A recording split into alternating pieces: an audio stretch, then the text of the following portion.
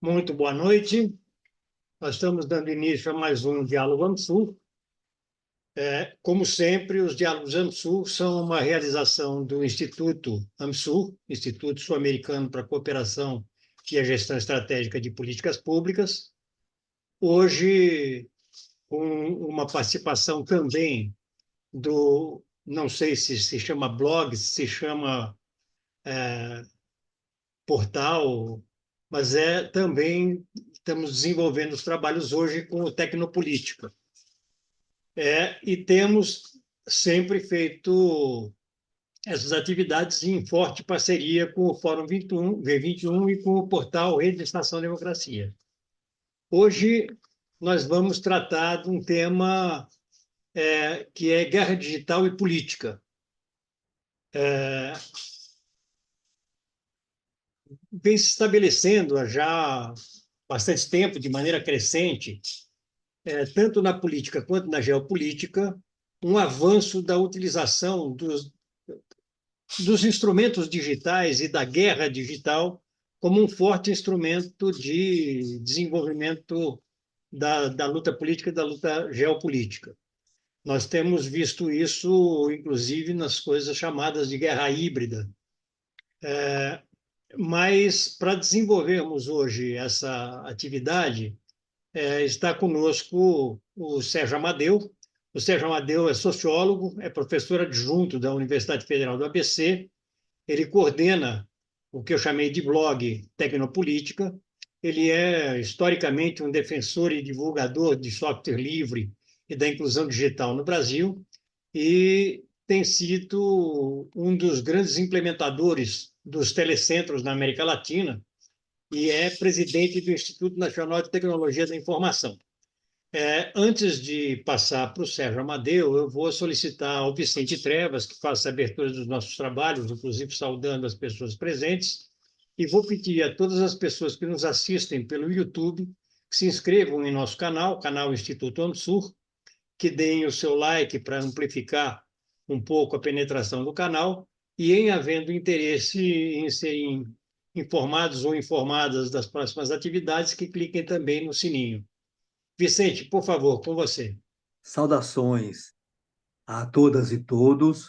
É um prazer receber o nosso convidado de hoje, que é um grande especialista, é um grande, eu diria, mais que um especialista, é um grande pensador dessa questão, da questão da revolução digital e os seus desdobramentos.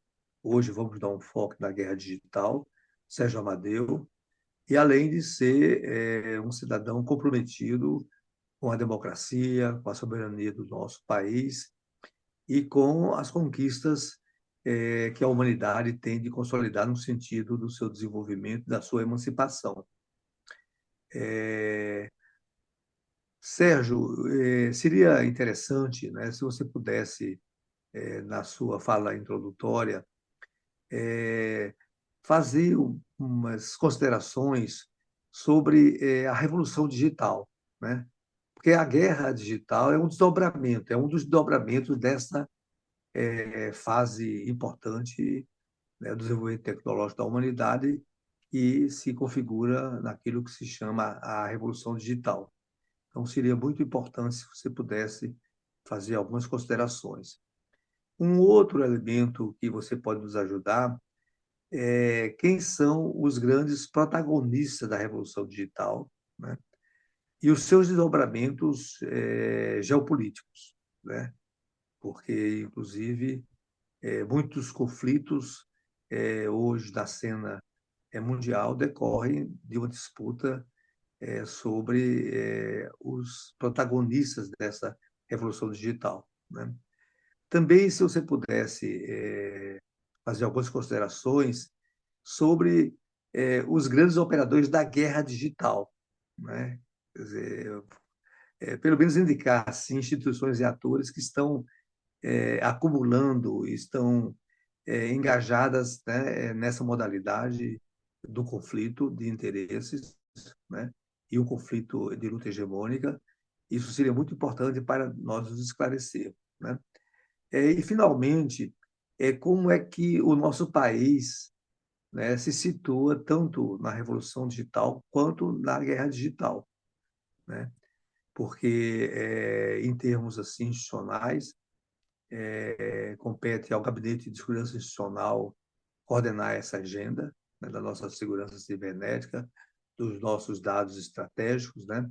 E como é que você vê isso na atualidade, né? Se nós estamos numa dinâmica que preserva minimamente a nossa soberania ou que nós estamos muito vulneráveis, né? Se a gente não poderia até considerar que uma das vulnerabilidades da sociedade brasileira e do Estado brasileiro justamente essa vulnerabilidade da guerra digital, né? Então, com essas considerações iniciais, eu passo a condição dos trabalhos ao Granado, né, e desejando a todos um diálogo importante, porque nós estamos diante de uma agenda que cada vez mais ganha potência e cada vez mais nos envolve a todos, né, tanto na vida pública como privada, e até uma das motivações do tema está ligado ao que estávamos conversando anteriormente. Muito boa noite ou muito boa sessão a todos nós. Obrigado, Vicente. Eu passo, então, imediatamente para a fala do Sérgio Amadeu. Sérgio Amadeu, com você, por favor. Bom, obrigado pelo convite.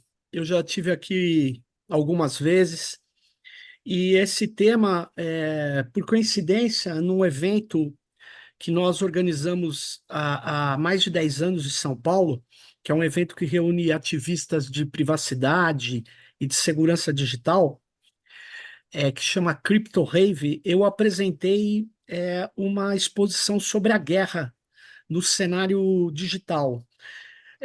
Se for possível aqui, eu acho que para efeito, e curiosamente, a minha apresentação, ela passa pelos pontos que o Vicente Trevas colocou. Então, eu acho que seria interessante, até para eu fazer rapidamente, se eu pudesse usar essa apresentação aqui. Essa imagem que vocês estão vendo aí é de um corredor de um data center, mas eu já vou voltar a ela daqui a pouco.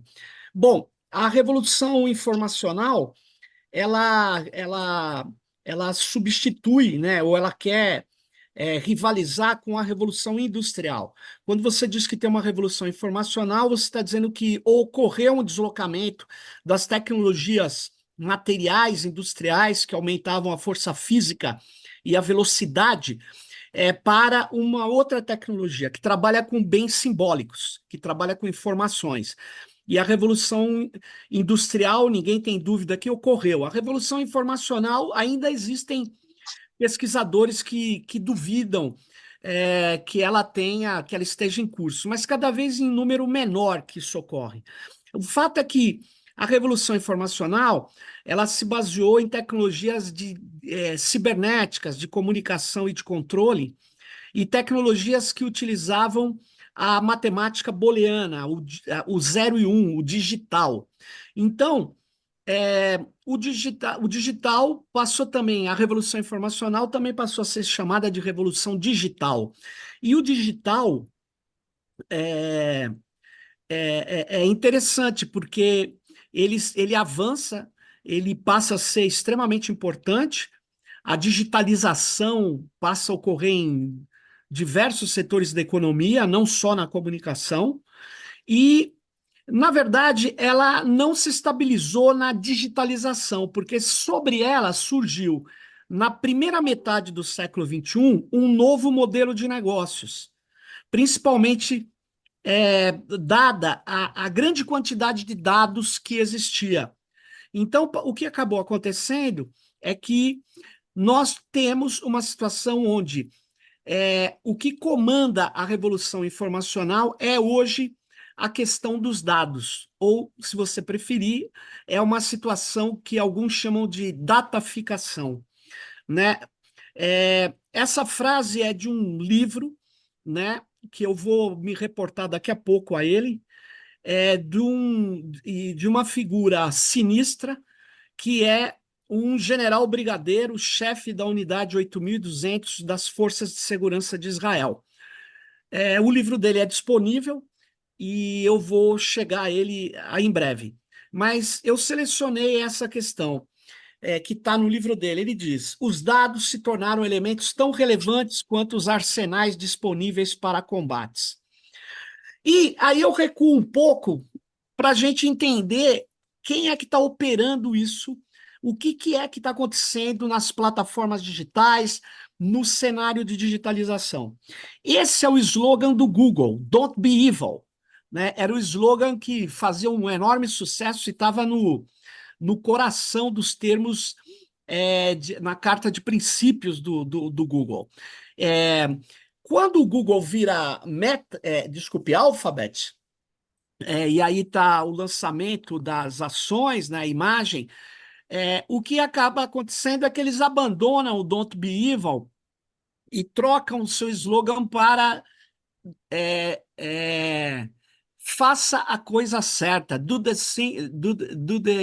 right thing, que é um slogan que vem de um filme do Spike Lee, seja lá o que for isso.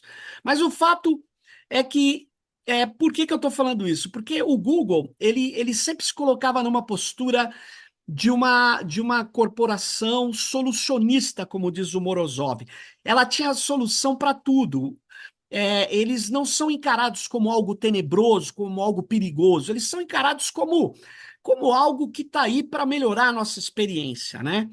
E então, eles, desde o começo, inclusive, eles faziam esse jogo maniqueísta no código de conduta deles. Até que o Eric Schmidt, que é um executivo que levou o Google a se tornar o Meta, o Eric Schmidt, ele sempre lutou para ter um assento do Google no Conselho de Segurança Nacional dos Estados Unidos. E nessa luta para ele, das Big Techs, em especial do Google, das empresas de tecnologia, das novas tecnologias serem as grandes artífices da estratégia norte-americana, ele escreve um livro, que é esse que vocês estão vendo, The New Digital Age, com o Jared Cohen, que foi o cara que criou o Google Ideas, ou o sistema de inovação do Google, e, ao mesmo tempo, foi o assessor da Condoleezza Rice quando os Estados Unidos domina Bagdá, no Iraque. Ele vai lá e partilha o Iraque entre as empresas americanas. Bom, por algum motivo, para escrever esse livro, o Eric Schmidt e o Jared Cohen, eles vão entrevistar o Julian Assange, quando ainda estava preso com tornozeleira. E o Julian Assange acha estranho aquela entrevista, e ele grava a entrevista e pede, inclusive, para que eles gravem também, e eles não iam gravar nada. Então ele estava com 2 gravadores, um ficou com Assange e o outro ficou com o Eric Schmidt. Bom, o fato é que no The New Digital Age, que seria a tentativa de ser o príncipe de Maquiavel para a família Médici do século XXI, para o Estado americano. Ele dizendo o que tem que se fazer na nova era digital. E ele, certa hora, ele fala dos terroristas e desvirtua a conversa com Assange numa passagem pequena do livro. E o Assange responde isso com esse livro, quando o Google encontrou o Wikileaks. Por isso que ele escreveu esse livro, para combater essa desinformação, essas incorreções, imprecisões trazidas pelo Eric Schmidt, que, na verdade, monta várias organizações de inovação e de defesa baseado em tecnologia. Então, eles vão trabalhando isso, e mais recentemente, nós vimos, o Eric Schmidt nem é mais o CEO do Google e do Grupo Meta, mas você vê, né, nessa matéria de tecnologia do Economic Times, mostra que o Sam Altman, que é o principal CEO da OpenAI, que é a construtora do ChatGPT, o Satya Nadella, que é da Microsoft, né? E também o atual CEO do Google, eles fazem parte do Conselho de Segurança Interna dos Estados Unidos, mas nós sabemos que também faz parte do Conselho de Segurança de Inteligência Artificial, né? Aí estão os 3, né? Os 3 CEOs da OpenAI, do Google e da Microsoft. Eles são pessoas que, junto com outros grandes CEOs das Big Techs, fazem parte aí de um conselho que o Biden reorganizou e montou mais recentemente. Então, eu estou começando a dizer isso para falar para vocês que essas empresas de tecnologias, nomeadas pelo Morozov de Big Techs, né, elas estão se tornando parte da infraestrutura militar indispensável para a guerra. Ou seja, já há algum tempo, elas colaboram com sistemas de inteligência, de vigilância, de espionagem, de controle. É só você lembrar as denúncias do Assange. O Assange mostrou que a NSA, a Agência de Espionagem Digital Norte-Americana, raramente faz uma intrusão direta na máquina das pessoas. Elas usam a estrutura que as pessoas partilham ou utilizam do Google, das redes sociais, do Facebook, enfim, das grandes plataformas norte-americanas. Então, na verdade, o que o Edward Snowden nos mostrava era, por exemplo, PowerPoints de discussão dos agentes da NSA com outros órgãos da inteligência americana, mostrando mensagens, e-mails, mensagens de caixa postal interna, de redes sociais, de autoridades, de pessoas, enfim. Então, o sistema de inteligência já há algum tempo usava as Big Techs, né, conforme denuncia, né, o Edward Snowden. E isso não é uma pouca coisa. O que você está vendo nessa imagem, eu não sei se as imagens estão claras para você, se elas são nítidas, Sim. mas esse aí, eu peço uma atenção, eu estou passando o cursor aqui, é o tamanho do carro que tem aqui. Isso aqui é o data center do maior empregador de matemáticos nos Estados Unidos, que é a NSA. Esse é o data center da NSA, é a estrutura de armazenagem de dados da vigilância de uma agência de vigilância, a principal, obviamente, digital dos Estados Unidos. Né? Então, veja, aqui é a imagem do Pentágono, mas por que eu trago o Pentágono? Porque o Pentágono, ele lança recentemente essa capacidade de combate conjunto em nuvem, sei lá, uma tradução, que é um contrato que o governo dos Estados Unidos fez diretamente com fornecedores de nuvem. O que é nuvem? Nuvem é um provedor de acesso remoto a arquivos que as empresas, as instituições, as pessoas têm, em geral, no data center, que está em algum lugar do planeta. No caso, o que isso quer dizer? Quer dizer uma mudança muito importante na questão das ações de segurança. Por quê? Porque você tem agora a ligação direta entre o Pentágono, provedores de nuvem específicos que foram escolhidos para fazer parte do sistema, não mais só de inteligência, de espionagem, mas do sistema militar norte-americano.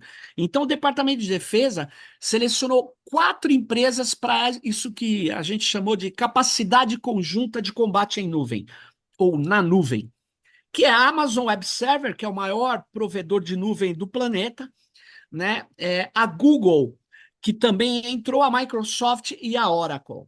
Curiosamente, a Oracle é o que detém a nuvem privada das eleições brasileiras, que são máquinas exclusivas para totalização dos votos que estão dentro do prédio do Superior Tribunal Eleitoral Brasileiro, né? Na verdade, esse contrato iniciou-se agora em 2021 com 9 bilhões de dólares, né? O equivalente a 45 bilhões de reais, né? Que é o contrato que permite que as Forças Armadas tenham nuvens exclusivas dessas grandes empresas. E aqui eu estou mostrando um print que eu tirei, porque você pode parecer que isso é meio teoria da conspiração. Não, esse é o print, não sei se está nítido aí para vocês, da Amazon Web Server.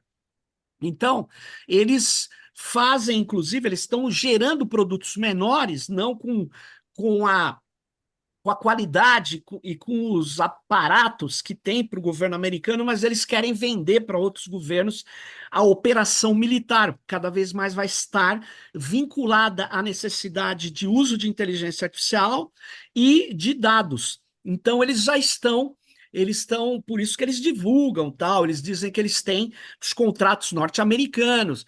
E eles estão também se preparando não só para pesquisa ou para ação estratégica das Forças Armadas Americanas. Não, não é uma questão estratégica, é uma questão de operacional, né? É uma questão de borda, de ação tática, de ação militar tática, ou seja, um grupo, uma companhia norte-americana, ela vai estar vinculada, conectada com a nuvem e usando os recursos de inteligência que estarão disponíveis, né? A Amazon, portanto, eu arrisco a dizer que não haverá mais guerra sem Amazon, né? Em 2014, a Amazon lançou a primeira região Top Secret, né? Que é uma região onde ela tem um data center que a gente não sabe onde é, e esse data center ele é credenciado para suportar cargas de trabalho confidencial, e ele fez o contrato com a CIA, já foi a primeira grande contrato da Amazon com essa área que a gente poderia chamar de inteligência e segurança e defesa, né? Em 2017, ela, portanto, foi o primeiro e único provedor de nuvem comercial a oferecer regiões para atender cargas de trabalhos governamentais em toda a gama de classificação de dados, incluindo sensíveis, secretos e extremamente secretos. Então, aqui nesse outro print, nesse outro print eu estou mostrando o contrato, né, que um print da propaganda do próprio blog da Amazon, onde ela diz que a Marinha Americana, a US Navy, né, os Mariners, eles fazem hoje ataques, operações, utilizando, na verdade, a capacidade digital, a capacidade de dados da Amazon, né?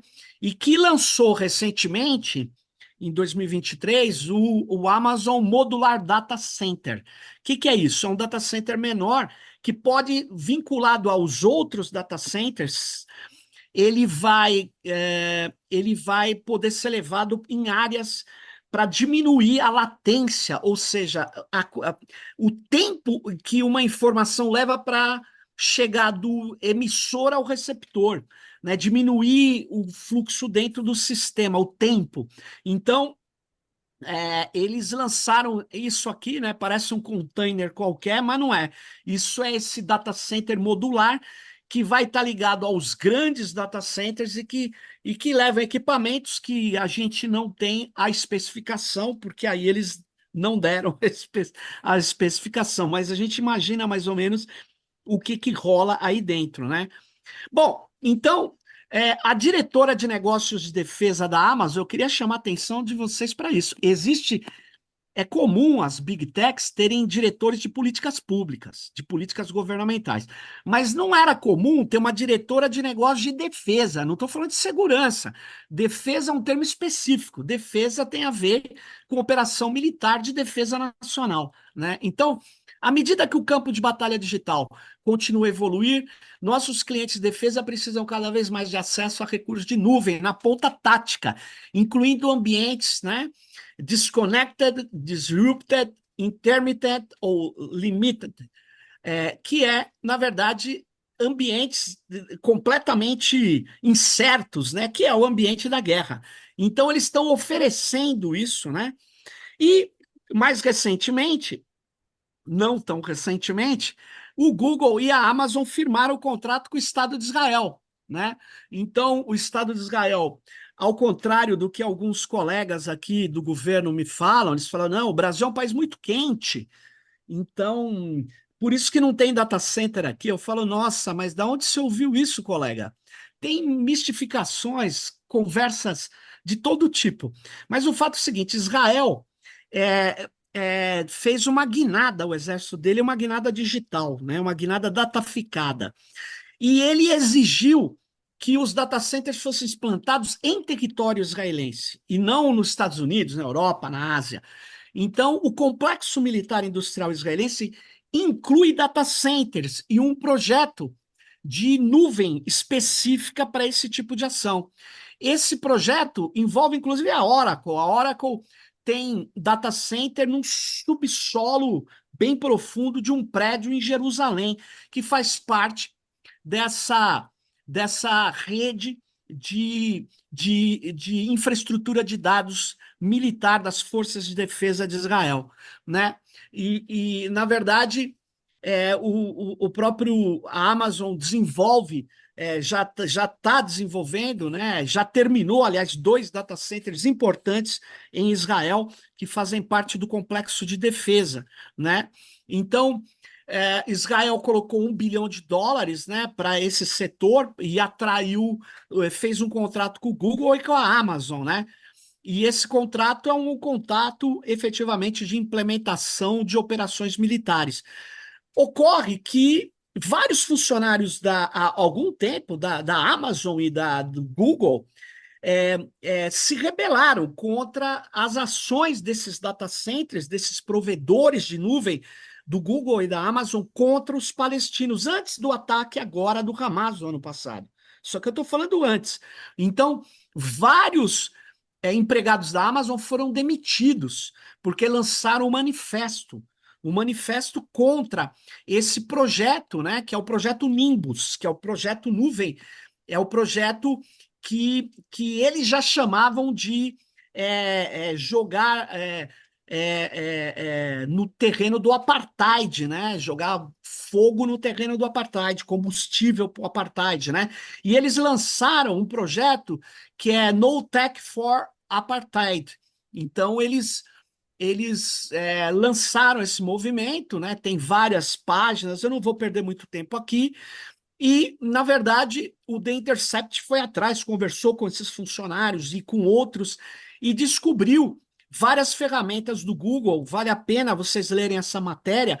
Mostra, antes do ataque do Hamas, uma discriminação brutal contra palestinos, além de mapeamento total do que os palestinos faziam na faixa de Gaza e na Cisjordânia, né? Então, o projeto Nimbus está em curso, ele tem cláusulas de quebra que são draconianas, por isso que uma autoridade israelense diz que nem o Google nem a Amazon vão quebrar os contratos do projeto Nimbus, né? E aí vocês estão vendo No Tech for Apartheid, que vocês dando uma busca por aí, vocês chegam nessas páginas, vocês vão ver vários depoimentos, alguns anonimizados, para evitar perseguição, né? Várias pessoas foram demitidas, inclusive a criadora do movimento No Tech, ou Nenhuma Tecnologia para o Apartheid, né?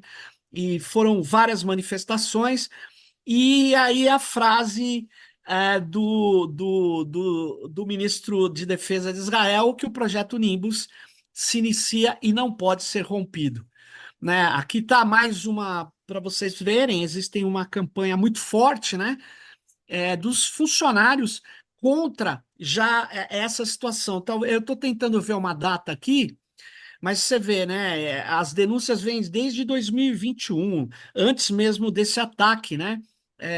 Já era chamado de genocídio, essas imagens não são novas, são imagens antigas, e, na verdade, o que a gente está vendo é que o Estado de Israel tem uma infraestrutura de inteligência artificial dentro desses data centers para vigiar as fronteiras e os territórios ocupados, né?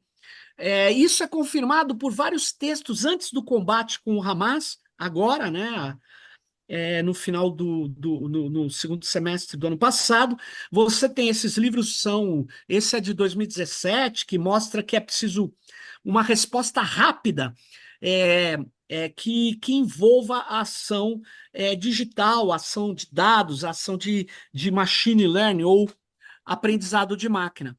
Então, e aí eu queria só fazer uma lembrança aqui. As Big Techs, elas já nos vigiam e atuam em todas as nossas atividades cotidianas. Elas estão no entretenimento. Hoje, entretenimento é sinônimo de Google, de YouTube, de Instagram, de TikTok. As Big Techs estão no contexto, elas são intermediárias do cotidiano. Então, para você falar com a sua família, você usa o WhatsApp. Para o gerente falar com seus funcionários, ele usa o WhatsApp. Então, eles estão Na verdade, as Big Techs elas têm dispositivos que são mediadores das relações e interações humanas. Elas estão na agricultura, estão na saúde e agora estão na guerra. Né? Esse é um corredor de um data center, para você ver, é uma enormidade, né? E esse conúbio, essa ligação das Big Techs com a indústria do complexo militar industrial, né? E agora os data centers, provedores de data centers e plataformas, também não é só uma via dos provedores dando tecnologia para esses exércitos. Acontece o contrário também, por exemplo, a aviação militar israelense é quem fornece os aviões para. Ele reequipa os aviões Boeing, né, e transforma em aviões cargueiro para a Amazon levar os seus pacotes pelo mundo inteiro. Eu queria lembrar que a Amazon é uma grande empresa de comércio eletrônico também. Então, aqui tem um print da Reuters que mostra um dos contratos, né, que bombou, que fez, né, a Israel Aerospace, né, que é a empresa de aviação militar e de aviações técnicas de Israel, que fez um contrato e botou mais de 70 aeronaves para o grupo Amazon, né? Então tá aqui outra matéria, né? Então você vê, já tem uma ligação muito grande entre esses caras, né? É, e enquanto isso, eu quero agora chegar, já vou para o finalmente aí, porque senão eu me alongo demais, mas eu queria trazer coisas novas, além de.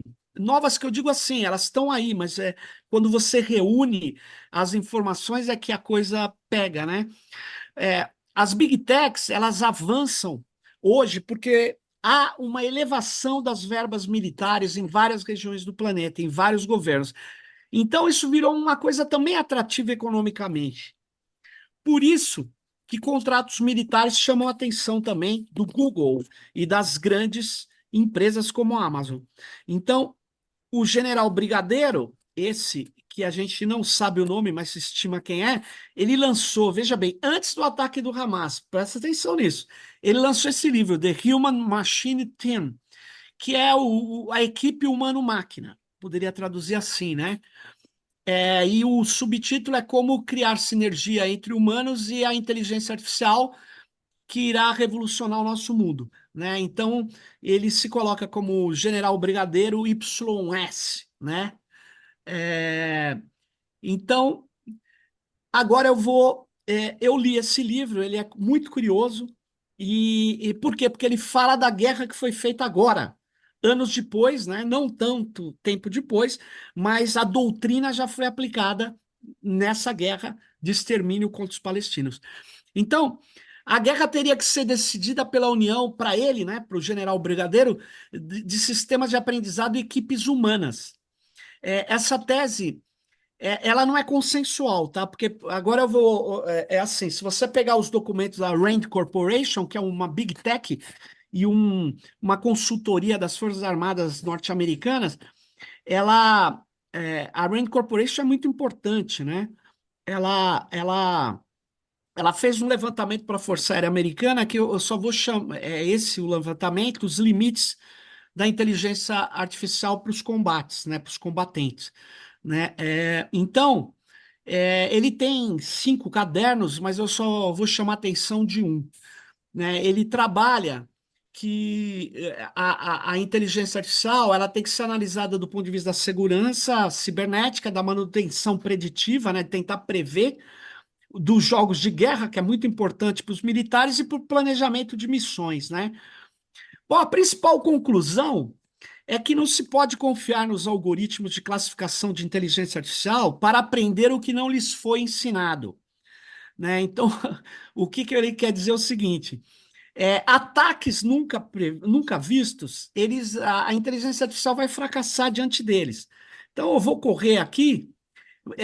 Por isso que eles colocam, eles usam como elementos operacionais, mas eles não confiam a estratégia da guerra para uma inteligência artificial, tá? Principalmente porque a guerra ela tem ameaças dinâmicas e tal. A IA é taticamente brilhante e estrategicamente ingênua. Essa é a conclusão da Rand Corporation. Mas o Estado de Israel na faixa de Gaza não me parece que achava também que tem que entregar estratégia para a máquina, não, para inteligência de máquina, não. Tanto é que eles passaram a ter essa ideia de equipe conjunta, a inteligência artificial fornecendo elementos para as decisões. E eles usaram esse sistema que foi conhecido como o Lavander.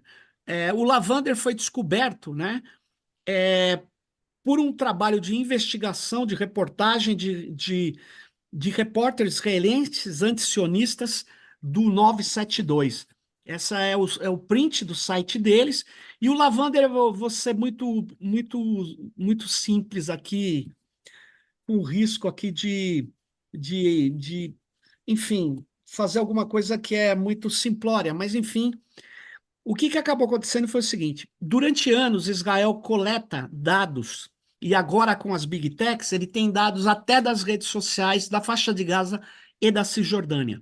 A partir disso, ele treinou modelos para saber quem era ou quem eram os militantes do Hamas. E não só do Hamas, do Hezbollah também e tal. Mas eles treinaram isso. E aí, eles, quando começam a guerra, eles tinham 37 mil alvos detectados. E aí eles atuaram sobre esses alvos. É mais ou menos assim. Quem são os caras do PT no Brasil? Pô, é fácil, o Facebook sabe disso com muita precisão, o Google também. Então é como se o PT, eu na minha casa, vocês na casa de vocês, recebessem ataques. Você fala, mas isso não faz sentido? Faz, porque isso está escrito nesse livro. O general Brigadeiro no livro dizia: na era da informação, os dados fazem parte da realidade. Em outras palavras, quando influenciamos os dados, alteramos a realidade. Olha que absurdo. Então, ele usa o machine learning para criar alvos para serem eliminados.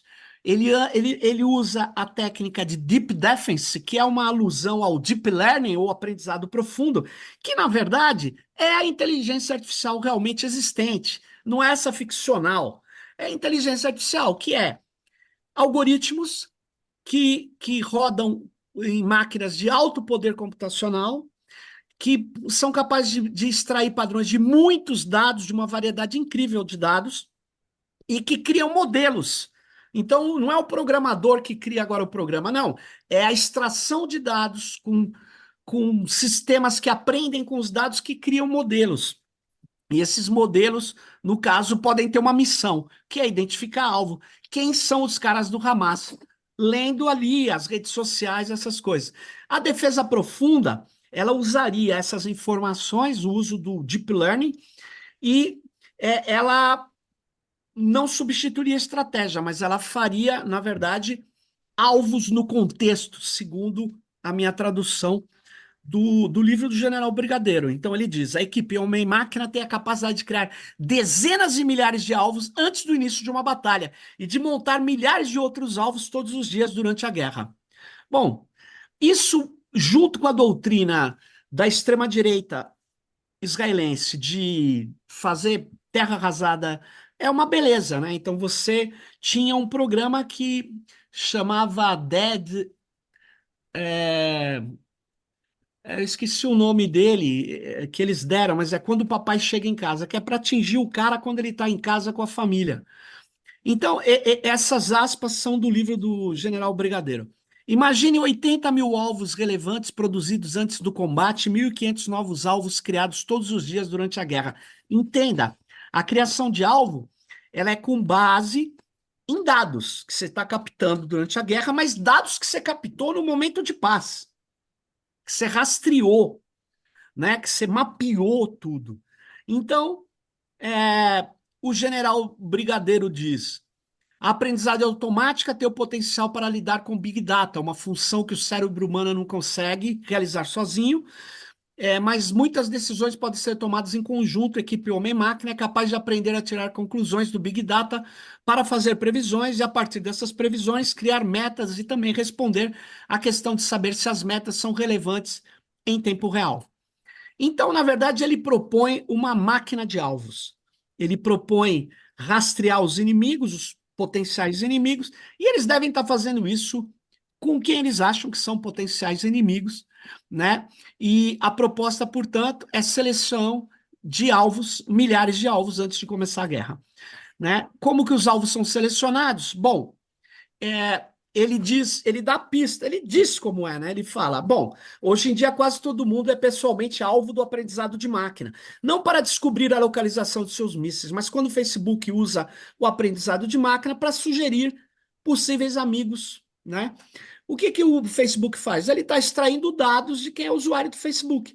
Então ele faz anúncios segmentados, microsegmentados e personalizados, porque ele sabe quais são os gostos, os temores, as vontades, porque ele está coletando dados de todo mundo e ele não para de coletar dados. Ninguém para de coletar dados das Big Techs, porque eles acreditam que o último dado é o decisivo.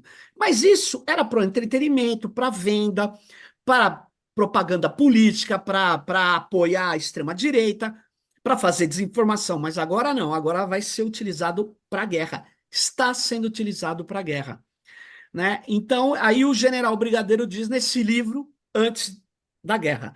Basicamente é semelhante quando discutimos a máquina de alvo. O primeiro passo são os dados, a máquina precisa de dados suficientes sobre o campo de batalha, a população, informação visuais, dados celular, conexões sociais, fotos, contatos de celulares, etc. Bom, e aí, se você for ver, ó, eu estou com essa imagem, ali em cima está escrito, são as Forças de Defesa de Israel, eles dizendo que os oficiais de inteligência entregam alvos para eles atacarem, etc. Mas, enfim, eu vou lá para o finalmente, né? O mais interessante agora, para eu não perder muito tempo, é que ele vai ensinar como fazer os hiperparâmetros do machine learning. Não vê o caso agora, mas eu quero chamar a atenção de uma coisa. Vamos lá. Ele fala de 6 desafios para implementar essa tecnologia, mas eu vou para o desafio que é interessante, que é aquele que ele diz que é preciso mudar a lógica de segurança. É preciso mudar, né? E o desafio cultural é utilizar capacidades de terceirização antes das capacidades internas. O que ele quer dizer com isso? Ele tá querendo dizer que lá embaixo, ó, o mercado livre terá sempre muito mais dinheiro, dados, experiência e mão de obra para lhes permitir estar na vanguarda da tecnologia digital. Portanto, o que ele propõe? Ele propõe uma transformação digital nas forças militares, onde as capacidades de terceirização são cruciais. Para essa capacidade, para capacidades digitais, nos estabelecimentos de segurança, o conceito de terceirização precisa ser semelhante ao das habilidades internas. Olha que loucura. Portanto, ele está dizendo que é isso, né? É a doutrina neoliberal agora no campo militar, total. Ou seja, a Big Tech, que é a grande líder tecnológica da inteligência artificial, da logística de dados, ela é o elemento crucial das Forças Armadas, né? Aí ele diz: normalmente as unidades de segurança utilizam capacidades terceirizadas para aproximadamente 20% dos seus produtos e capacidades necessárias. Para terem sucesso na revolução digital, precisam utilizar capacidades de outsourcing de 80% dos seus produtos e serviços. Então, obviamente, quando eu digo não há mais guerra sem Amazon, eu quero dizer que quem acha que isso é um exagero, em breve vai ver que não é. Na verdade, você tem que usar as empresas externas. Devemos mudar a cultura, diz o general brigadeiro. E aí, eu chamo a atenção que as Big Techs, eu vou cortar aqui porque acabou as minhas questões, né? As outras são sugestões, mas eu queria dizer que não há nenhuma dúvida que as infraestruturas dos grandes exércitos estão vinculadas às Big Techs, né? Os grandes exércitos, em especial o maior deles, que são os norte-americanos. E eu quero dizer que a metáfora, a guerra não é uma metáfora quando eu falo que há uma guerra em curso.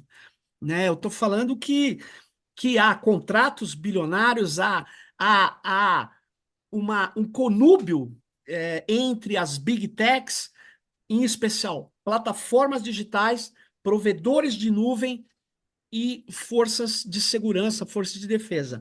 É isso que eu queria trazer. E o Brasil nisso é uma pitada final. O Brasil nisso mal cuida dos seus dados, né? Eu até hoje entrei novamente no sougov.br e eu queria dizer a você que lá continua a cláusula que a gente entrega os dados dos servidores públicos, civis, militares e pensionistas para serem tratados pela IBM Watson nos Estados Unidos. Então, por causa disso, a gente teve uma conferência de inteligência artificial na Federal do ABC. Foi difícil, porque a atual estrutura do Ministério da Ciência e Tecnologia reúne um pessoal que tem muito receio de discutir questões com o núcleo do governo, porque é de uma força aliada, o PCdoB, não é o PT, né? E eles querem ser mais realistas do que o rei, né? Então, eu acabo de saber que, apesar de ter participado da conferência de inteligência artificial, que foi na universidade que eu dou aula, a gente trouxe para lá, ter feito as coisas, eles não permitiram que a gente participasse da conferência que vai ser agora, porque eles não gostariam de ter críticas à política de dados do governo, né? Isso foi dito lá, então eu não vou participar. Apesar de já ter participado da conferência temática, né, e ter sido convidado para várias coisas deles e do próprio PCdoB, né? Mas, na verdade, o que está existindo é uma coisa que não vai funcionar, né? O Lula fez uma intervenção interessante talvez 2 meses atrás, falando que ele queria uma inteligência artificial tupi, que ele se igualou aos norte-americanos. Os norte-americanos não falam, eu quero soberania. Essa palavra soberania não entra no vocabulário norte-americano. Se você lê as duas ordens executivas, que é um tipo de decreto deles, né? Tanto do 2019 do Trump quanto do Biden do ano passado sobre inteligência artificial, ambos falam valores americanos. É isso que eles falam. A inteligência artificial tem que ter valores norte-americanos. Por que eu estou falando isso? Porque é óbvio que a inteligência artificial guarda valores, guarda determinadas conduções, né? Você precisa ser muito desinformado para achar que ela é técnica. Não, ela guarda, a técnica guarda isso se a gente tiver oportunidade, tem um campo enorme para mostrar cada detalhe sobre isso. Ocorre que o Lula deu uma dessa, falou, eu quero uma inteligência tupi. Eu falei, nossa, o cara foi bem demais. Ele está se igualando, né? Ele vai querer desenvolver o olhar, as nossas necessidades nos sistemas automatizados, porque inteligência artificial é um sistema automatizado. Não tem nada de inteligência, isso é marca fantasia. É estatística aplicada a alto poder computacional. Bom, só que aí ele diz no final dessa reunião que ele fez lá com o Conselho de Ciência e Tecnologia dele, ele diz, mas eu não quero que gaste dinheiro. Bom, aí, meu amigo, acabou. Eu vou em debate na UFRJ com o pessoal da computação que tem mais essa ideia positivista de ciência neutra. Ele fala: ah, mas nós temos que pôr os nossos dados aonde é mais barato, na Amazon, na Microsoft, lá no raio que o parta mesmo. Por quê? Um grande cientista da computação da UFRJ me falou: você vai construir um hospital ou um data center? Ele colocava para mim. Aí eu falei, é claro, nós vamos construir um hospital, o governo Lula. Não, nem hospital vai construir, mas vai construir um hospital. E 2 anos depois vai ser privatizado, porque a privatização do sistema de saúde pública em inglês veio pela digitalização. Veja quem é o contrato do sistema, o NHS, a Amazon. Eles não têm como privatizar o sistema de saúde inglês, mas tem como passar todas as funções para big techs, startups, telemedicina para o Albert Einstein e tal, e aplaude, porque é mais moderno, como eles dizem. Na verdade, nós estamos vendo um intrusor, né? E a gente não está construindo infraestruturas soberanas. Por quê? Porque precisa de dinheiro. As universidades não têm mais nem caixa postal dentro delas. Então, o Brasil ele está despreparado. E o tal do projeto de industrialização 4.0, Eu diria a vocês que é de quem vem do mundo da indústria mesmo. Porque não tem como fazer industrialização sem inteligência, sem deep learning, sem machine learning, sem controle de dados.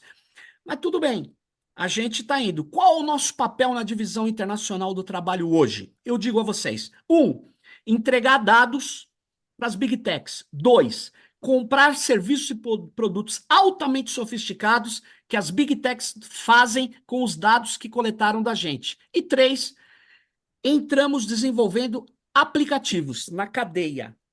A gente entra desenvolvendo pequenos aplicativos. Porque os grandes modelos de linguagem a gente não consegue treinar. A gente não tem estrutura para fazer no Brasil. Poderia ter, não é que a gente não tem capacidade, não tem universidade. A gente não tem máquinas disponíveis e não está se preparando para isso. Né? Só para você ter uma ideia, a OpenAI e a Microsoft, e aí eu termino, anunciaram que vão lançar um data center que custa agora 100 bilhões de dólares. 500 bilhões de reais. Só para começo de conversa. Eles colocam a régua lá em cima. Bom, a gente tem outra alternativa? Tem alternativa? Tem várias alternativas. Uma delas, inclusive, é criar um sistema automatizado, que a gente poderia chamar de inteligente, que não precisa de tantos dados, mas isso precisa pesquisa. Isso precisa outro paradigma de inteligência de máquina. Mas não é isso que está sendo discutido aí. Né? E aí, infelizmente, quem comanda desde 2014 a ciência da computação no quesito, na pesquisa de inteligência artificial, não é mais a universidade. Não é mais a universidade. São as big techs. E isso não é qualquer coisa. Ela não comanda na biologia, não comanda na meteorologia, não comanda na física, mas comanda na inteligência artificial. Então, nós estamos nessa situação. A gente tem é, as tensões aumentam no mundo, a inteligência artificial passa a ser coisa que é cada vez mais cara de produzir, os grandes modelos que eu estou falando, eles estão concentrados em provedores de nuvem, é mais barato, e com isso a gente vai concentrando dados nessas grandes estruturas e vai ficando cada vez mais atrás, porque os dados são um insumo fundamental da inteligência artificial hoje e da economia digital, porque ela é dataficada. Bom, para começar, eu trago essas questões. Não sei se foi por aí que era para fazer, mas eu acho que deu para dar uma visão um pouco aí do que está acontecendo, né? Serginho, muito obrigado mesmo. Não, não é que não era por aí, eu não esperava tanto, certo? Eu imaginava que você vinha assustar menos as crianças presentes na sala, né? Não, eu poupei, eu não trouxe os dados mais devastadores, porque eu achei que aí vocês iam achar que era meio ficcional minha conversa, então achei melhor para colocar coisas que só tem print na internet e tal. Agradeço muito. Eu acho que você deu um panorama que é assustador, fez a gente entender a importância, entre aspas, do arcabouço fiscal, né? Então, eu queria abrir para as pessoas que tiverem interesse em fazer perguntas, questionamentos, posicionamentos. Está aberto. Quem tem interesse em fazer, em dar início, Eu queria fazer uma pergunta. vai lá, você, Genuíno. Serginho, colocando essa questão estratégica e tática, considerando a doutrina histórica das Forças Armadas e aliadas dos americanos, considerando que o Brasil busca um espaço de autonomia no mundo, como é que a gente se livrará desse arsenal de guerra hegemonizado pelos Estados Unidos? Existe alguma alternativa fora do imperialismo americano que tem competição com isso? Como é que você situa nisso aí o potencial da China, da Rússia, principalmente da China nessa área? Obrigado, Genuíno. Antes de devolver para o Serginho, eu vou É perguntar se melhor. já tem o Tadeu Valadares inscrito. Eu acho que era melhor acumular algumas poucas questões. Tadeu, com você, por favor. Obrigado. Vocês estão me ouvindo? Sim. Ok. Então, a primeira coisa, professor, agradecer a sua palestra, a sua fala. Foi muito esclarecedora para nós, quer dizer, pelo menos para mim, que não sei nem ligar o meu computador, imagina. Então, foi realmente muito esclarecedora. Eu acho que foi também, como disse o Granado, o senhor assustou todas as crianças na sala. Todas as crianças de cabelo branco, elas ficaram tão assustadas que talvez o cabelo fique preto de novo. Agora, o Genuíno acho que fez a pergunta que, de certa maneira, é a pergunta que eu ia fazer. Eu creio que o senhor colocou, né, com muita clareza e muita ênfase, muita pesquisa, a coisa das big tech americanas e a coisa a rede que elas montam no mundo, né? E enfatizou como uma faceta ainda mais deplorável, é pouco, uma faceta mais terrível, a cooperação que fazem com as Forças Armadas israelenses. Mas a minha pergunta é um pouco na linha do que disse o Genuíno também. A gente vê esse lado. Eu queria saber, a coisa se move, na minha maneira de entender a sua fala, se move num nível tão alto, é lá em cima que se coloca tudo, que, digamos, dos 190 e poucos países que são representados na ONU, talvez uns 10 ou 15 no máximo consigam ter, digamos, políticas próprias a respeito. Então, eu queria, se o senhor pudesse fazer, se o senhor pudesse dar assim, coisa curta, claro, né? Mas um esclarecimento. Esse é o panorama americano. O senhor nos deu o panorama americano e os reflexos no mundo, né? E no mundo ocidental e no mundo do que a gente hoje chama de o sul o global, né? Mas eu lhe pergunto, Rússia, China, Japão, Índia, OTAN, União Europeia, Alemanha, França e sobretudo, quer dizer, os 5 membros permanentes da ONU, né? Estados Unidos, Rússia, Reino Unido, França e China, e também os outros países que são muito avançados nessa área, né? E ainda ele perguntar, porque países como a Arábia Saudita, que tem esse mar de dinheiro, como estão nessa jogada?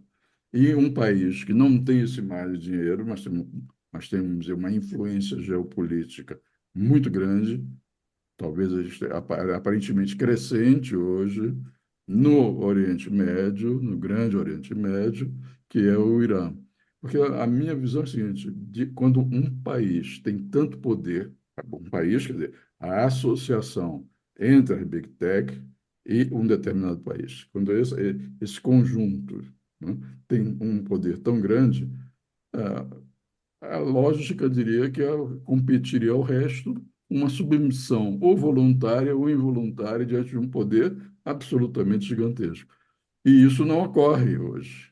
Ao contrário, o que a gente vê é uma contraposição, uma conflitividade, o que a gente chama de uma transição de hegemonia, risco de guerra grande, maior ainda, na Europa, no Oriente Médio, na área imediatamente de interesse da China, e na Europa, riscos crescentes de emprego de armas nucleares táticas, ou seja, uma guerra ampla, e em que a arma nuclear tática é só o prefácio do emprego de armas nucleares estratégicas.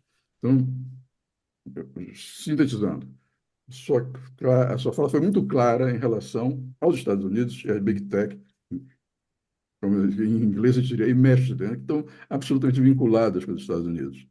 Mas tem os outros. E como é que estão os outros? E existe da parte dos outros alguma remota intenção de repente, partilhar com um país como o Brasil alguma coisa desse universo que para nós está fechado? Isso que que gostaria que o senhor talvez pudesse falar um pouquinho sobre isso. Obrigado, Tadeu. Está inscrito César Alvarez. Serginho, muito bom te ver, melhor ainda te escutar. Minha pergunta é muito simples. Nós vimos discutindo, já estou um pouco defasado, faz uns 2 anos, a soberania, e a melhor expressão, a mais imediata, a mais fácil, a mais barata, era termos os nossos Big Data Centers sob nosso controle, botar no nosso território. Bah, primeiro que nós vamos ter que romper contratos milionários, já perdemos dados desde as nossas crianças, o que estuda, o que não estuda, como se porta na escola. É uma vergonha o que nós já entregamos, né, da juventude e do futuro do Brasil, a predição do futuro do Brasil. Quem serão os dirigentes do futuro do Brasil? Está lá mapeado já, né? E, ao mesmo tempo, precisando desse dinheiro aí para tupinizar, se é que vamos conseguir fazer isso, não basta a vontade, eu meio que deduzi, não sei se é que essa é a pergunta então, que mesmo que nós recuperemos dados, façamos nossos data centers criativos, mais baratos, mais potentes, nós vamos ter capacidade computacional, pelo que eu entendi da tua proposta, não. Ou não atualmente, ou dependendo de. Então, essa é a minha pergunta. Obrigado, César. Bom, neste momento não tem ninguém inscrito, eu vou devolver para o Serginho, e depois eu abro nova para a segunda rodada, se houver interesse. Beleza. Bom, obrigado pelas questões. São questões de fato cruciais aí, né? Porque, bom, sobre, sobre o fenômeno chinês, né? A China, ela tem as suas big techs, ela tem os seus espelhos. A gente chama de espelho, né? Ela tem empresas que não são do tamanho das norte-americanas, mas são rivais que competem no cenário do capitalismo, inclusive nos Estados Unidos. Vocês devem ter visto recentemente que a, a ByteDance, que é a controladora do TikTok, né, está sendo obrigada a vender o TikTok para o capital norte-americano, ou não vai, ou vai ser bloqueado nos Estados Unidos, né? O liberalismo americano não consegue ter um algoritmo de extração de padrões que seja tão envolvente quanto o do TikTok. Então, eles decidiram arrebentar o TikTok com um argumento de segurança, de defesa nacional, dizendo que o TikTok retira os dados dos cidadãos norte-americanos e entrega para o governo chinês. Ora, os Estados Unidos assumidamente faz isso, né? Ele retira, o Snowden mostrou isso, ele retira dados dos cidadãos do mundo inteiro e passa para as agências de segurança, e que agora talvez nem precise passar mais, porque quem vai fazer, vai ter os frameworks, né? Os softwares de extração de padrões para inteligência maquínica, né? Vai ser as próprias Big Techs que passam a integrar o sistema de defesa norte-americano. Então, na verdade, eles sabem disso e, por isso, eles combinam uma necessidade econômica de destruir o concorrente TikTok com a necessidade de impedir que os chineses tenham acesso a dados cruciais do humor e das atividades da população norte-americana e europeia. Então, eles estão tentando bloquear os chineses. Os chineses hoje, eles têm o maior número de patentes solicitadas no escritório de patentes dos Estados Unidos, o maior número de patentes de inteligência artificial. Ele tem o maior número de patentes negadas também no escritório de patentes. Então, ele já ultrapassou os Estados Unidos na produção de patentes de inteligência artificial, que é uma coisa que eu deploro, eu sou contra patentes, mas, enfim, o que eu sou contra não tem nada a ver. A realidade é que as Big Techs, elas têm uma disputa, as empresas norte-americanas, elas bloqueiam o mundo inteiro com patentes. E os chineses toparam esse jogo e ganharam dos americanos em território americano. Então, os chineses, eles têm grandes corporações eles têm o comércio eletrônico brutal, forte, eles têm algoritmos de precisão também, eles têm capacidade computacional, eles têm um grande número de data centers, obviamente bem menor que os norte-americanos. Os Estados Unidos têm mais de 5.000 data centers dentro do seu território. Eles não chegam a 500, os chineses, mas é o suficiente, né? Porque eles usam sistemas diferentes, né? Claro, todos eles estão no paradigma que a gente chama conexionista, de extrair padrões de uma quantidade enorme de dados. Os chineses, do ponto de vista militar, é uma incógnita. Então, respondendo, Genuíno, eu não sei te dizer, mas me parece que eles sabem muitos detalhes dos norte-americanos e provavelmente eles espelham os norte-americanos. Então, o uso dos sistemas de deep learning na guerra, os chineses provavelmente também usarão e estão em condições de enfrentamento. Os chineses. Os russos, eu não tenho informação, porque a Rússia, para mim, é uma surpresa, né? A Rússia é uma surpresa. Mas pelo que eu sei, é, há 4 anos atrás, o Putin deu uma entrevista e ele disse: quem não dominar a inteligência artificial será dominado. Bom, o Putin não é um bufão, ele pode ser um cara de extrema direita, um X, tudo que você quiser, mas ele não é um despreparado. Então, me parece que eles devem ter um apetrecho de inteligência artificial vinculado ao aparato militar e que está em uso, está em uso. Provavelmente não toda, né, na guerra da Ucrânia, porque eu não vejo. Eu tenho uma visão específica sobre a ação militar russa na Ucrânia, mas enfim, eu acho que eles, tanto a China quanto a Rússia, eles têm uma capacidade tecnológica bastante poderosa. Isso é nítido. Por quê? Porque eles têm uma grande capacidade econômica. Eu digo, a China, né? A Rússia tem uma capacidade militar e tem uma tecnologia que a gente não domina. Eles são muito. Eles têm um sistema de segurança de informação muito, muito forte. Não vaza coisas. Quer dizer, digo para pessoas que não são de sistemas de inteligência, eu quero dizer, né?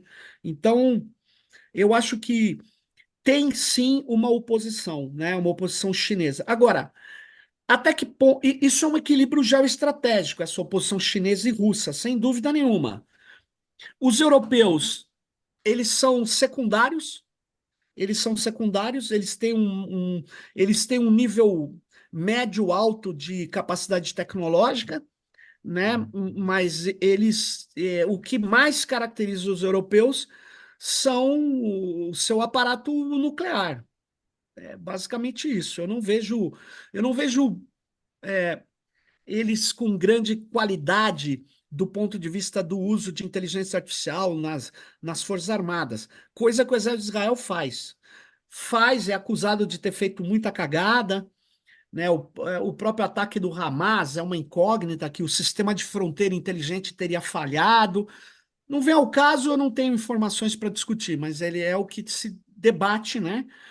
Mas falando até do Tadeu, a União Europeia, ela não controla os chips, ela não controla, ela não tem é, os maiores data centers, ela não tem nenhuma empresa do tamanho da OpenAI, nem da Microsoft, nem do. Enfim, mas eles são competitivos se eles começarem a adotar não só uma política de regulação, mas também uma política de desenvolvimento, coisa que eles não faziam. Eles não faziam. Então, eu acho que eles têm, obviamente, condições. A França, principalmente, e a Alemanha, elas estão muito preocupados, me parece, em mudar o que vinha sendo a lógica europeia, que vamos só regular, a gente controla as regras e se aproveita das coisas. Eles viram que regulação não ganha o jogo. Ganhar o jogo é desenvolvimento, né? Então, é essa a questão. O Irã tem limitações do bloqueio que sofre, mas o Irã virou uma potência de drones, por exemplo. O Irã, ele é uma potência média de armamento não altamente sofisticado, mas ele tem um aparato. Na hora que a guerra vai para o derradeiro no solo, eu acho que a prioridade do Irã é uma arma nuclear, né? Então, eu não sei se eles já conseguiram isso, mas do ponto de vista digital, eles têm lá um certo avanço. O que eu quero dizer é o seguinte: é, nós, César, A temos. Índia conta nisso aí, Sérgio? A Outra. Índia conta? Ó, eu não estou falando de tudo, é o seguinte: a Índia conta e ainda tem uma política econômica muito dramática para os caras, que, do ponto de vista de segurança, eu acho que não resolve nada, mas do ponto de vista econômico, resolve. Eles obrigam que os dados tirados do país tenham cópia no país. Então, eles obrigam a construção de data centers na Índia. Eles obrigam que as empresas tenham cópia na Índia. Se as empresas respeitam ou não, não importa, mas elas têm que dar emprego na Índia, têm que botar coisas na Índia. É uma política meio boba de segurança, porque se o cara levou o dado embora, não faz diferença, porque o dado ele serve só para treinar o modelo, depois você pode até destruir o dado, a não ser que você queira reaproveitá-lo para outro treinamento, entendeu? Então, essa que é a questão. A Índia é uma potência. E ela é uma potência também matemática, né? A gente não pode esquecer disso. Ela tem qualidades importantes, né?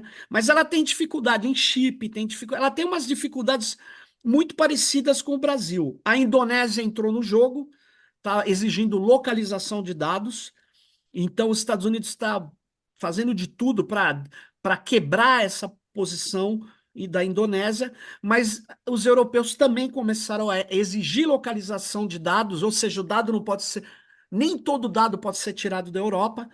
Então, eles, inclusive, a Microsoft, a Amazon, a Oracle lançaram um produto que chama Nuvem Soberana. Já que vai Viva a deixar, multipolaridade! Viva a multipolaridade! já que eu vou ter que deixar o dado na Europa, então que deixe na minha estrutura. Que deixe na minha estrutura. Porque eu vou continuar jogando ali, vou treinar modelo e levo só o modelo embora. Não importa, mas eles já estão chegando no Brasil com a ideia de. Porque o Brasil ainda é entreguista. O Brasil diz assim: você conversa com o gestor ali do governo, ele fala: não importa onde os dados estejam, o importante é usar o de melhor, eu quero o melhor para o povo. Aí ele entrega o dado, porque o melhor é entregar na Amazon. Esse discurso de mercado. Por enquanto eles estão nessa, mas já começa o presidente do SERPRO a falar: temos que ter uma nuvem soberana. Ou seja, o que é a nuvem soberana? É a nuvem soberana da Amazon. É a Amazon botando o data center aqui e controlando tudo com a máquina dela e tal, né? Não é desenvolver nossa potencial, não é desenvolver nossa criatividade, não é desenvolver algumas infraestruturas estatais que é necessário, né? Por causa da realidade do nosso país, a gente precisa de infraestruturas soberanas, né? Arranjos, novos arranjos, né? Por exemplo, só das universidades, a gente não tem data centers que juntem 20 universidades. Em vez de ter cada um pedacinho, caro pra caramba, vamos juntar tudo. Não tem. E aí, César, eu respondo. Nós temos muita capacidade computacional, por exemplo, a Petrobras tem uma capacidade computacional para resolver os problemas da Petrobras. Fantástico. Eles têm a COP no Rio, eles têm um centro de computação lá no Rio, na COP, é invejável. A gente tem o maior laboratório de física teórica abaixo da linha do Equador, tem um parque computacional gigantesco, é o Lucincotron, aqui na Unicamp. Agora é o seguinte, tudo isso tem um destino. A gente precisa gastar dinheiro para aumentar a nossa capacidade computacional, é isso que eu quero dizer. E isso precisa de dinheiro. E isso é estratégico, né? É estratégico. Por quê? Porque enquanto a gente não desenvolve outro tipo de abordagem de inteligência artificial, essa que consome muitos dados, ela precisa ser desenvolvida aqui. E a gente precisa proteger os nossos dados e usá-los economicamente para nosso interesse, para gerar valor para a gente, e não para eles. A não ser que você acredite que os Estados Unidos é a Madre Teresa de Calcutá. Eles têm 5.000 data centers lá, porque eles são bonzinhos. Não, a gente traz os impactos ambientais para cá. A gente quer ter as coisas aqui para ajudar você, para ajudar todos vocês do mundo, irmãos. É isso, né, cara?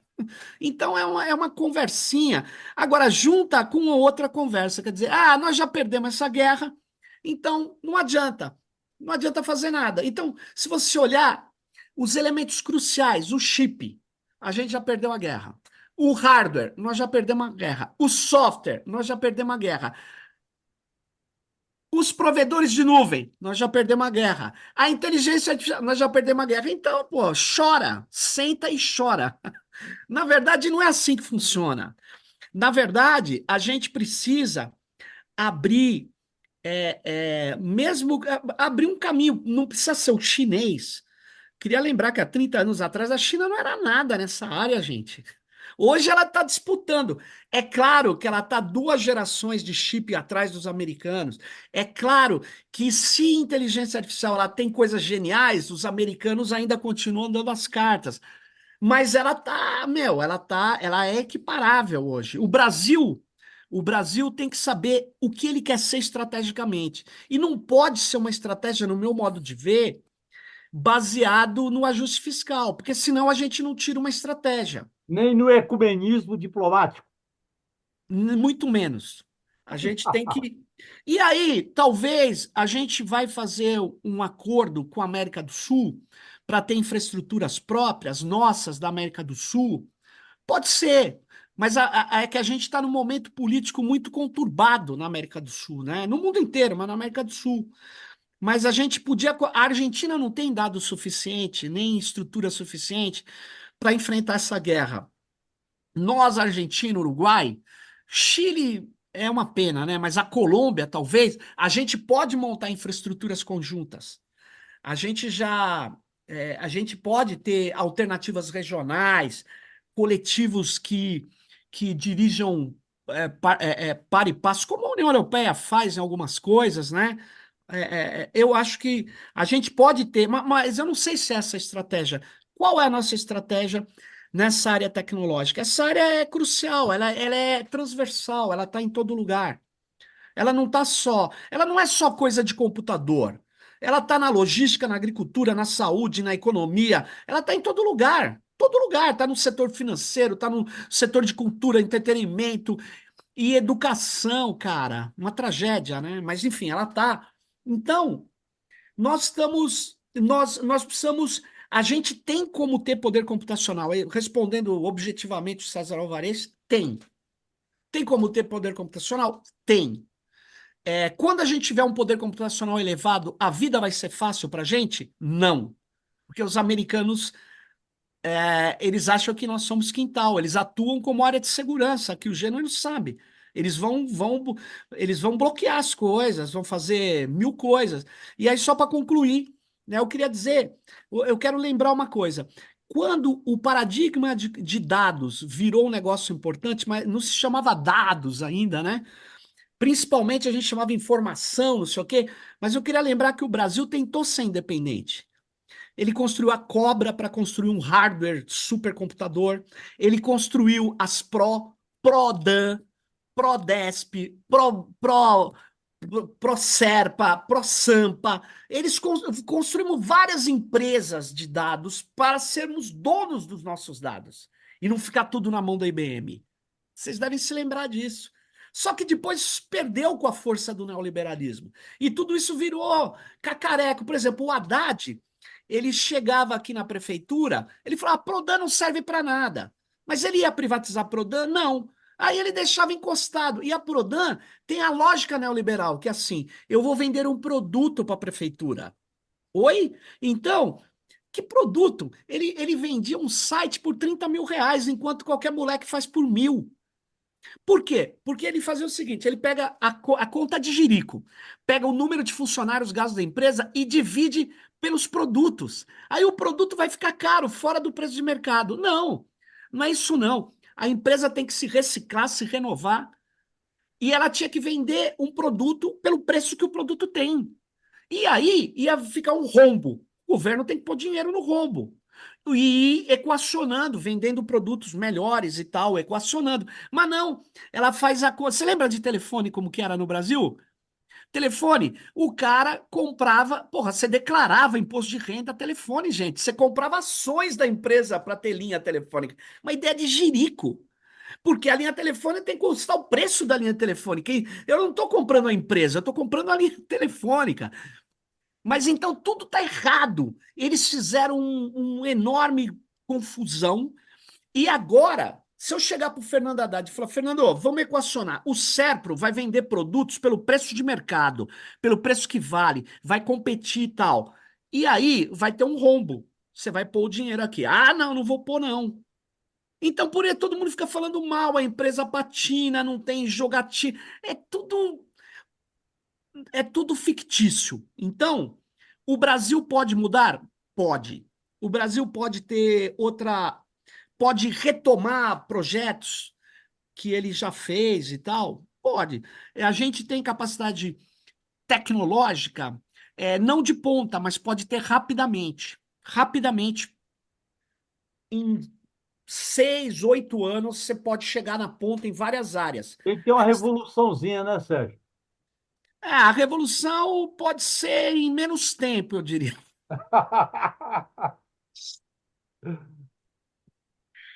É isso, Serginho. É, tem o Sérgio Mileto inscrito. Sérgio. Boa noite aí aos companheiros. Serginho, que bom te ver aí de novo, a gente sempre aprende muito. E eu vim me preparando, tive uma reunião hoje com a Maria Tereza Augusto, falei que ia estar aqui com você, e vim me preparando para uma coisa tão simples, e eu não sei nem se eu vou dormir essa noite depois de tudo que eu ouvi de você. Porque era a coisa mais simples, era uma luta antiga nossa da Lampime, para que o governo migrasse do sistema Office, dos sistemas da Microsoft, que eu não tenho ideia, você deve ter, eu tenho alguma ideia. Eu sei que o governo federal parece que gasta só na administração direta, sem falar nas estatais, sem falar em Forças Armadas, sem falar em torno de 70 milhões de dólares ou reais, não sei, um número desse, em licenças para a Microsoft para poder usar o Office. Quando eu fui presidente da DESAMPA, eu proibi o Office. Falei, aqui não entra o Office, nós usávamos o BR Office, para dizer que só o financeiro, que a mulher era muito brava, e eu falei, eu não vou brigar com ela, ela está acostumada com Excel, ela vai usar uma licença de Excel. O resto da empresa toda funcionou sem isso. E a gente não percebe nenhum movimento nessa migração. Quando a gente fala, você falou do dinheiro e de custos, e eu fico imaginando todos os hospitais, todas as escolas, os sindicatos, todo mundo que usa dinheiro público está repassando dinheiro público para uma única empresa. E aí a gente não tem dinheiro. Quer dizer, isso me assusta um pouco. Além disso, eu gostaria eu não sei se vocês viram, se os companheiros viram, talvez o Serginho tenha assistido um seriado da TV francesa, de uma série chama Cash Investigation, e que tem um capítulo muito interessante de jornalismo investigativo que chama-se Meu Patrão é um Algoritmo, em francês, eu não saberia falar. Esse filme é muito interessante porque mostra os milhões de pessoas no mundo que são contratadas pelas empresas terceirizadas das Big Techs para alimentar de dados os bancos, ganhando menos de $1 por hora, ganhando menos que um salário mínimo americano. E ela vai lá e entrevista esses caras, esses milionários que têm 28 anos, 29 anos, que prestam esse serviço, que se divertem dizendo, eu tenho milhões de empregados no mundo que eu nunca vi a cara. Né? E são pessoas doentes, pessoas que têm que cuidar da família, não pode sair para trabalhar, e ficam aceitando esse tipo de serviço. Bom, Então fica aqui a dica, meu patrão é um algoritmo da série Cash Investigation da TV Sank. Mas queria que você falasse um pouquinho do uso da compra pública e de quem usa o recurso da compra pública para desenvolver, trazendo todas as pequenas e médias empresas brasileiras, argentinas. Sempre falo isso, a gente é a Lampime, nós somos 670 milhões na América Latina. Quantas empresas, universidades na área de ciência e tecnologia poderiam estar sendo contratadas para desenvolvermos sistemas nossos, sistemas próprios? Legal. Obrigado, Sérgio. Nazareno, depois o Ladislau. Nazareno. Oi, Serginho. Eu sou urbanista e estou com 76 anos. A sua fala realmente é para a gente não dormir, porque só o que a gente está vendo agora de guerra, a gente não tem ideia para onde a gente vai, cara. E agora você pondo isso tudo, eu não sei nem por onde começar, sabe? Aliás, eu não sei nem o que perguntar para você. Saca? Eu tô, o Sérgio falou, eu tô um pouco como, só que ele está um pouquinho mais seguro do que eu. Mas é isso, foi mais um desabafo do que uma pergunta. Parabéns aí pela fala. Obrigado, Nazareno. Ladislau. Ladislau Dalbo. Então, Sérgio, bom te ouvir, né? Eu estou nessa sopa há um bocado de tempo. Eu lembrei quando você falando com Israel que saiu um estudo, né, que eles, quando identificam com essa inteligência artificial um membro do Hamas, aí eles podem lançar ali um drone, alguma coisa para matar o cara, né? Mas a pessoa está ou com a família ou no meio de um público. Então, eles têm instruções no Exército de pode-se até matar até 15 civis junto, tá ok para aproveitar a ocasião de matar um membro do Hamas, né? Quer dizer, estou num nível de barbárie. Quer dizer, a barbárie é sempre a mesma, só com poder muito maior, né? Que realmente preocupa. Agora, eu queria te comentar o seguinte: eu tenho trabalhado bastante a aplicação de tudo isso na área financeira. Para dar um exemplo concreto, eu tenho uma faxineira, Dorinha, que vem uma vez por semana. Eu pago ela R$ 300.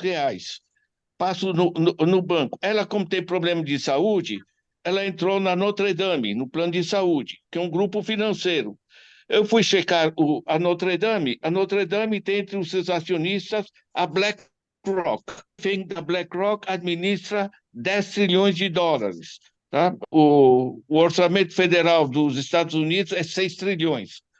Ou seja, da mesma maneira, veja, quer dizer, com dinheiro imaterial, que também é apenas uma informação, ele entra no conjunto desses sistemas de dominação, porque ele consegue extrair dinheiro do bolso de uma modesta pessoa da periferia de São Paulo, uma faxineira, e alimenta diretamente os acionistas da BlackRock.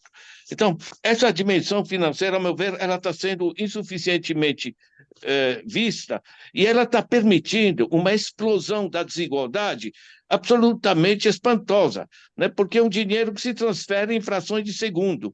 O dinheiro é apenas informação nessa que você chama de revolução informacional, né? O Cassel já chamava assim. Eu chamo agora, estou lançando um livrinho sobre a revolução digital. Enfim, faz parte dessas várias dimensões. E eu queria só sugerir essa parte que o dinheiro imaterial está mudando a lógica das transações econômicas e faz parte, naturalmente, de todo esse universo de informações. Obrigado, Ladislau. Não tem mais ninguém inscrito. Só antes de devolver para o Serginho para fazer já a fala final, né? Eu vou só levantar, porque isso seria objeto claramente de uma conversa muito mais extensa, mas eu estou lendo, nesse momento, estou terminando de ler, um livro chamado Os Engenheiros do Caos, do Giuliano da Empoli, né? Em que ele demonstra a relação direta entre o jogo das redes sociais, né, e a formação da extrema-direita no mundo, né, não só no Brasil.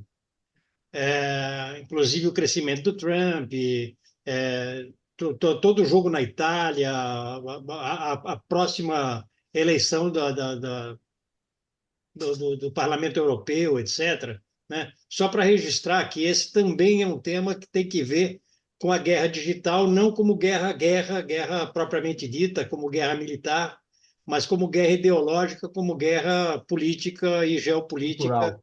né?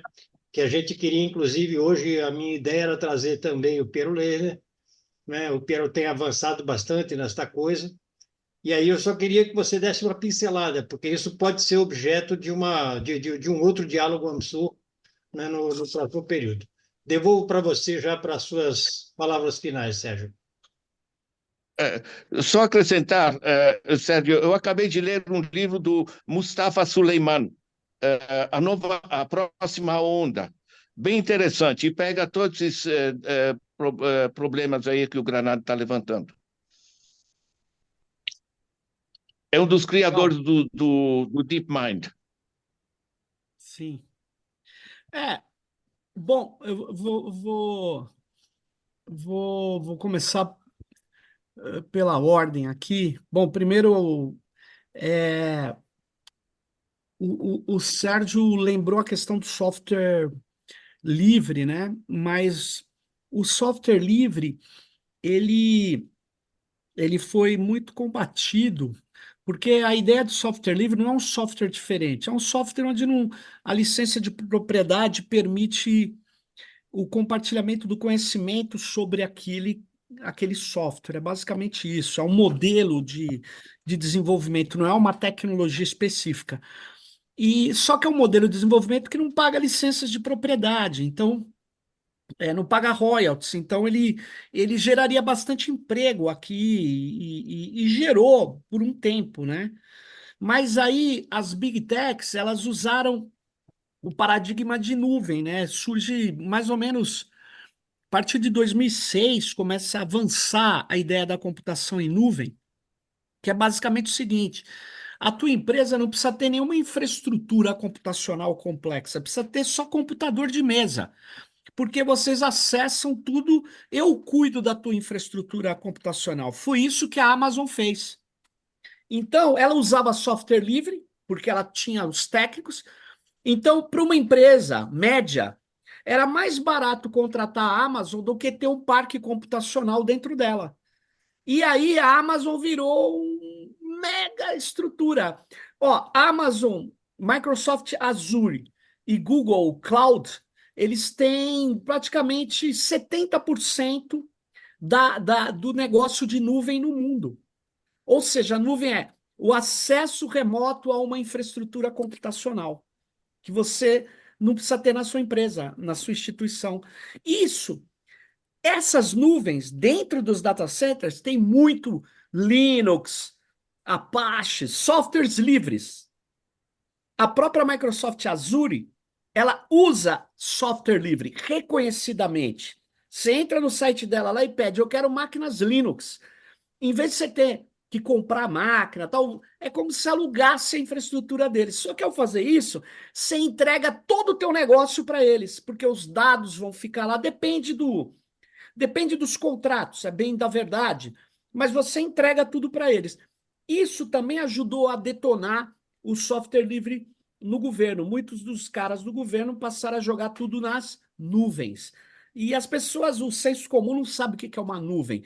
O nuvem, ao invés de você ter o arquivo aqui na tua máquina, você tem numa máquina que é acessada por internet. Em geral, ela está no data center de uma grande big tech. Em geral, Amazon, Microsoft Azure, Google Cloud, Salesforce, tem algumas empresas, né? Então, é basicamente isso. E tudo isso é operado por algoritmos. Então, você pega o MEC, né? O que o MEC tinha? Esse caso, só para entender bem, e aí eu vou para o finalmente. Em 2019, o MEC decidiu entregar todos os dados do desempenho escolar do Enem para a Microsoft nos Estados Unidos. Por quê? Porque durante uma semana, os alunos, conforme a classificação no Enem, eles vão num sistema que chama SISU. Vocês já devem ter ouvido falar. O SISU é que permite, conforme o seu desempenho no Enem, você escolher uma universidade boa, federal, né?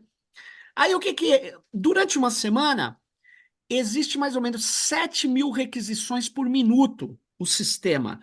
E isso precisa de muita máquina para responder, porque tem que rodar muitas informações e tal.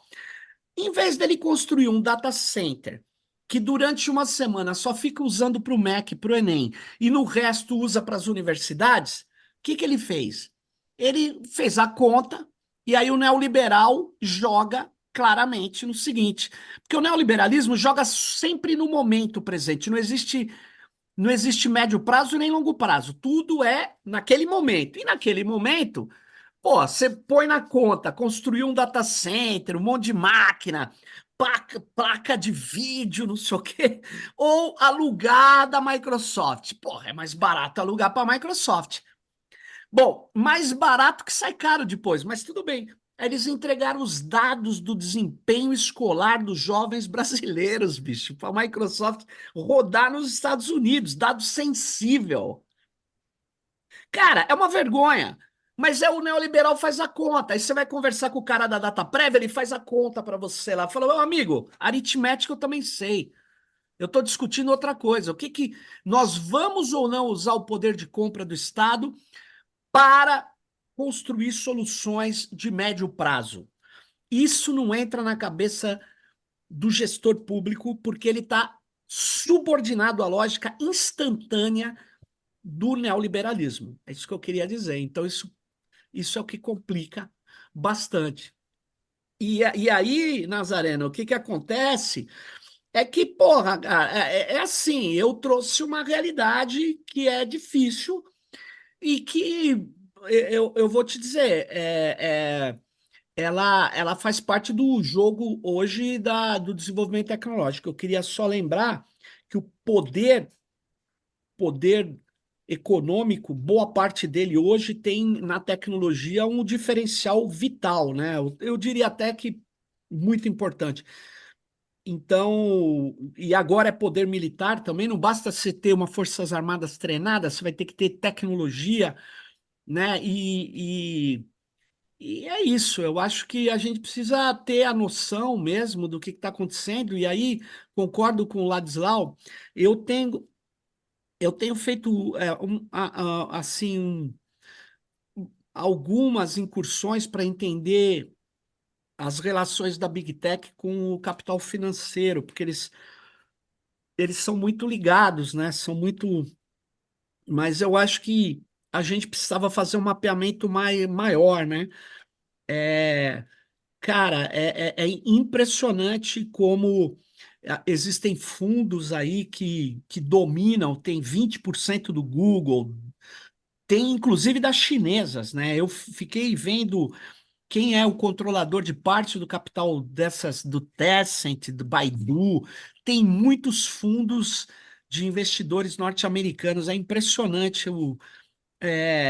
A gente precisava entender isso um pouco melhor, porque eu concordo plenamente, né? Eles eles estão tem um conúbio hoje, o capital financeiro e as empresas que eu diria de tecnologia digital, né? Que são principalmente esses provedores de nuvem e plataformas, né?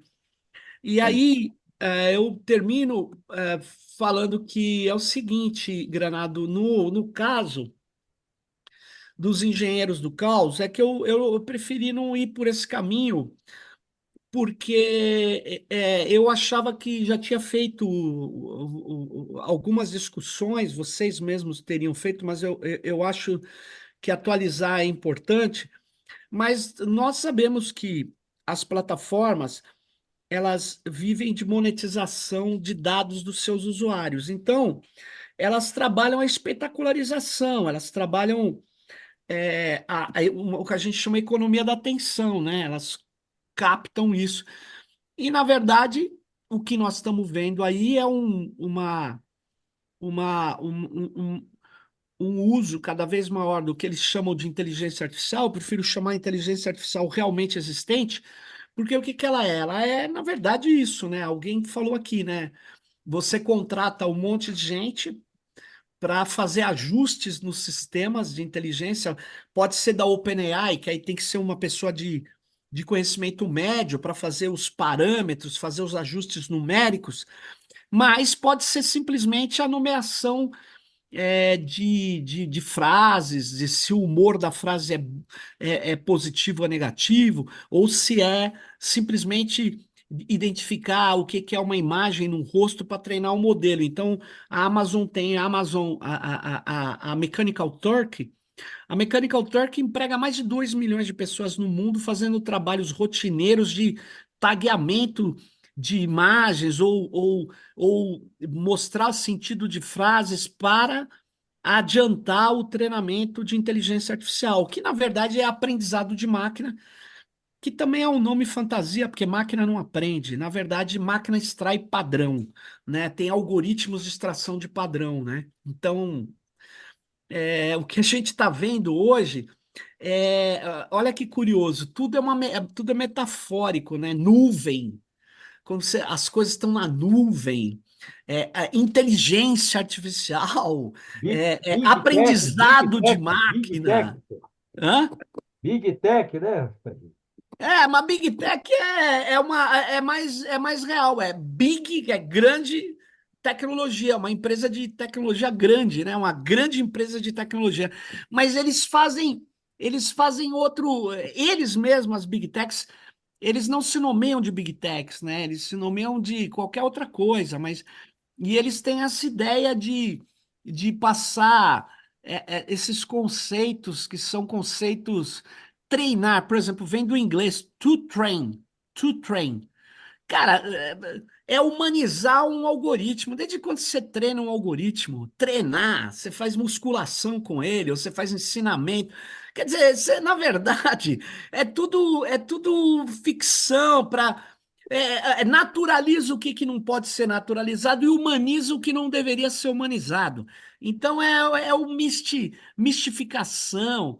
Mas o fato é que essas plataformas de relacionamento digital, elas são operadas por sistemas algorítmicos que usam deep learning, né, aprendizado profundo, e que usam muitos dados, coletam dados insistentemente e fazem isso para passar por algoritmos de predição, de tentar entender o nosso comportamento, o que que a gente vai fazer no momento seguinte, para ele nos capturar ou para nos vender em amostras para quem quer. Sei lá, se o meu momento seguinte é de consumo, para ele consumir aquilo que eu quero, né? Para eu ser chamado, visualizar algo, né? Mas toda essa tecnologia preditiva, que é baseada na velha estatística, com alto poder computacional que tem hoje, precisa de muitos dados. Então, os dados têm muito valor, né? E eles atrapalham, né? Eles são usados pela extrema-direita, que tem muito dinheiro, que tá usando esses sistemas todos. Então, eu acho que vale a pena, sim, uma reunião específica para discutir a desinformação, as novas técnicas que se tem.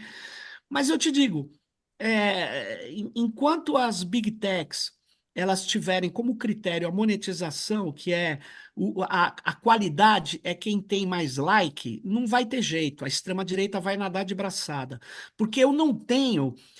Eu, por exemplo, para passar determinadas informações, eu não tenho. Eu poderia fazer um conteúdo espetacular? Poderia, mas tem limite, né? Tem limite. A gente tem limites éticos, tem limites que as Big Techs não têm, as plataformas não têm. Por isso que a extrema-direita se dá bem.